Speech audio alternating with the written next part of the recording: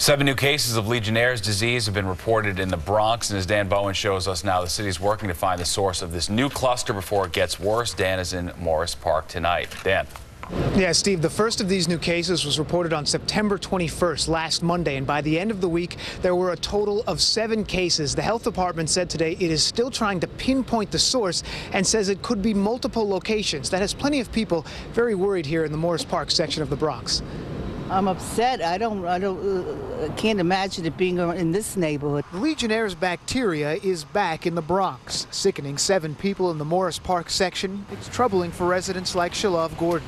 I'm concerned. I have a young child, a weak immune system. You never know what could happen. The city says 3 patients live in the area while the other 4 work here or were visiting. Because we identified this as a cluster, doesn't mean that we know what the causes of these infections in these individuals, but they are geographically linked. All 7 have underlying health conditions. Because the sick don't all live or work in the same building, disease detectives are testing 35 neighborhood cooling towers for the bacteria. The city's stressing the latest cases are not related to the largest Legionnaire's outbreak in city history this summer that sickened more than 120 people in the South Bronx, killing 12.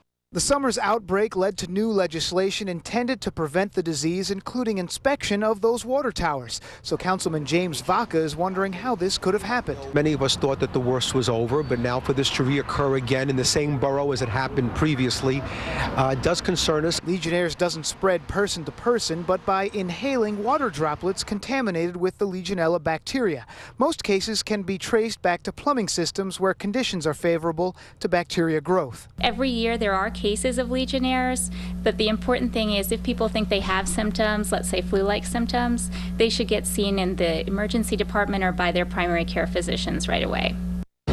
And the city has also identified several locations with potentially vulnerable populations like senior centers. They send staff to those locations to answer questions and also to urge anyone who feels like they have flu-like symptoms to seek medical care immediately. Stephen Derry, back to you. Dan, thank you.